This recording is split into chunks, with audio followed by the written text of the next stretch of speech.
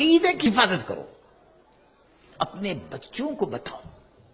لوگ کہتے ہیں کہ اگر کوئی قادیانی ہمیں مل گیا اور ہم اس کے ساتھ بیٹھ گئے اور اس کے ساتھ ملاقات کر لی اور اس کے ساتھ میل جول کر لیا تو اس سے کیا ہوگا؟ اس بھائی سے ہم یہ پوچھتے ہیں کہ اگر کوئلے کی دکان پر بیٹھ جاؤ تو میرے بھائی میری بہن کوئلے کی کوئلے کی دکان پر کوئلے کی دکان پر کوئلہ کالا ہوتا ہے، اس کا برادہ بھی جھڑتا ہے، تو کوئلے کی دکان پر بیٹھنے سے بھائی کپڑے پہ کالا میل آتا ہے کہ نہیں آتا؟ کہتے ہیں کہ آتا ہے۔ اور کتے کے پاس اگر کوئی بیٹھے گا تو کتے کے منہ میں سے رال ٹپکتی ہے، وہ تھوک لگے گا یا نہیں لگے گا؟ تو ایسی ہی دنیا کے ان کتوں کے پاس اگر بیٹھا جائے گا تو وہ جو رال ٹپکتی ہے اور جگہ جگہ وہ گندگی پھیلاتے ہیں تو گھر بھی گندا ہوگا۔ اگر وہ آئے گا، آپ اپنے گھر میں کتا کیوں نہیں رکھتے؟ ان کا گندا ہو جائے گا۔ برابر سے کیوں نہیں گزرتے؟ ان کا گندا ہو جائے گا۔ کتا ہے کہیں نہ کہیں چلتے چلتے ٹانگ اٹھا کے پیشاب کر دیتا ہے تو بچنا پڑتا ہے۔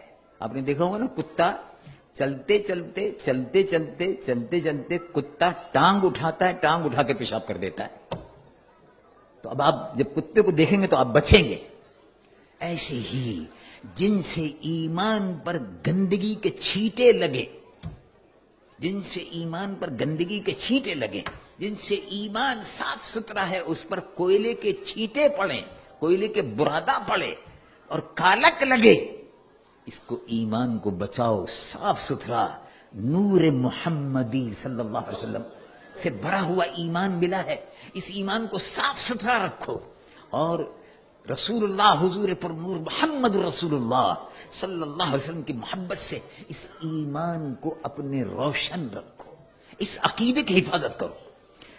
اور اگر صحبت برے لوگوں کی، اسلام کے دشمنوں کی صحبت میں، اور خاص طور سے مرزائی قادیانی رسول اللہ کی نبوت کے دشمن ہیں، دشمنان ختم نبوت سے میل جول سے، ملنے جلنے سے ایمان پر جو دھبے لگ جائیں گے ان سے ایمان کو بچاؤ۔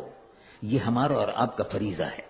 اور ایمان کے بچانے کے لیے تو میرے محترم بھائی صحابہ رضوان اللہ علیہم اجمعین اپنی جانوں کا نذرانہ پیش کر دیتے تھے، ایمان بچا لیتے تھے۔ دیکھو مکہ شریف سے ایمان بچا کر صحابہ مکہ شریف سے ایمان بچا کر لے آئے، جائیداد، مکان، دکان، کاروبار سب مکے میں چھوڑ دیا، سب مدینہ شریف آ گئے۔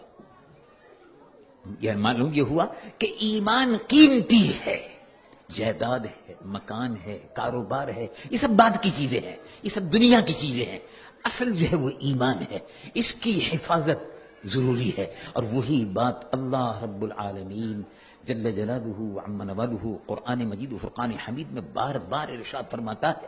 اور ہمیں اور آپ کو اپنے ایمان کی حفاظت کا بندوبست کرنا چاہیے، اور اس ملک میں رہ کر خاص طور سے برائیوں سے بچتے ہوئے ایمان کی حفاظت کرتے ہوئے جب آپ قیامت کے دن حضور کے دربار میں پیش ہوں گے، قبر میں حضور کے سامنے پیش ہوں گے، تو آپ یقین رکھیں کہ جو ایمان کا نور آپ لے کر گئے ہیں، حضور پر نور محمد رسول اللہ صلی اللہ علیہ وسلم کی شفاعت کے آپ حقدار ہوں گے۔ اللہ تبارک و تعالی مجھ گنہگار و سیاہکار کو بھی، آپ کے اور ہمیں سب کو عقیدہ ختم نبوت کی حفاظت کی توفیق و سعادت عطا فرمائے، اور عقیدہ ختم نبوت کے تحفظ کے لیے مسجدوں کی حفاظت، جامعہ کی حفاظت، دارالعلوم کی حفاظت، یہ سب مرکز ہے، ان سب کی حفاظت یہ بھی ایمان کا حصہ ہے۔ اب ہم کھڑے ہوں اور دربار